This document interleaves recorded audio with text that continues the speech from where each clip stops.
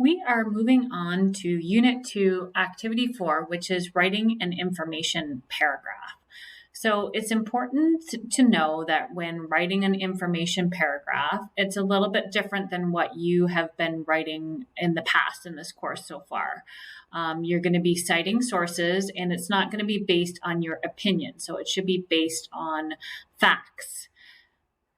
Make sure you go through that when you're writing your paragraph. So when you're doing this, you need to do some research. So here we've given you an example of someone you could research, Angela James, and here is a paragraph about her. So the questions that you could ask when you're brainstorming information is, why is she famous? What did she accomplish in her career, and why is her story important? And once you have that idea, you can go from there to do some further research. So again, in your notebook, just for your own notes, you could answer some of these questions here. It's really important when you're doing an information paragraph that you're using credible sources. So sources that are reliable.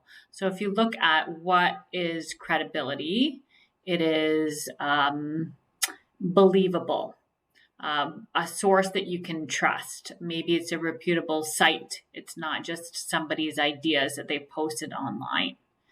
And again, when you look at independent, the same piece of information is provided by several independent sources.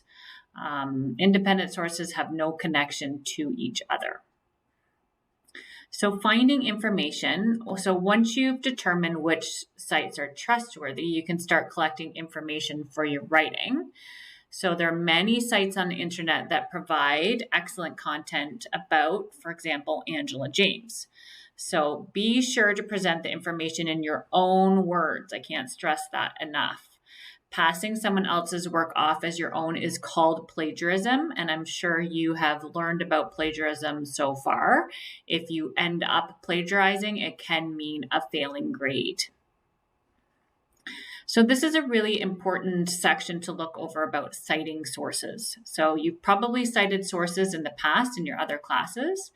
If you click on this link, required citation information by source, it will tell you what you need. For example, if you're citing a website or if you're citing a book or a magazine article.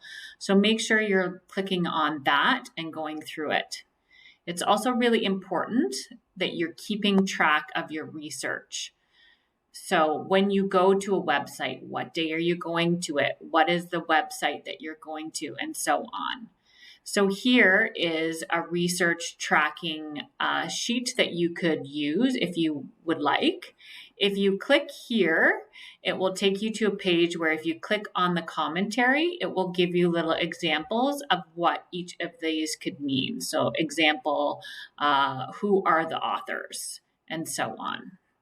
So make sure you're taking time to do that. So tracking information from multiple sources. So setting up research tracking sheets takes a few minutes, but it will pay off in the future. So you could look at these different examples. So you have the author, the name of the web page, the name of the website, so the container, so where is it, who published it, when it was created, when it was accessed by you, so when you went to that website, what is the website name, and then what information did you get from it. And there's a couple of different examples here that you can use, and I suggest you use that for when you're tracking your own information. You can also think about sorting it. So you might have a cluster of ideas. So here's your introduction topic, and maybe you want to have different sources for each one of the points that you'll be making in your paragraph. So you could do it that way as well. Again, here is examples of Angela James and how you could sort your information. So again, you're going to have 3 points in your information paragraph, and here's point 1 example, here's a point 2 example, and here's a point 3 example with sources right in there. Make sure you're organizing it properly. So you have a good structure. It's in your own words, and you're providing a credit to any of the sources that you're using. So here is a sample information paragraph about Angela James. So you can read through this paragraph, and then we'll talk a little bit more about MLA citations.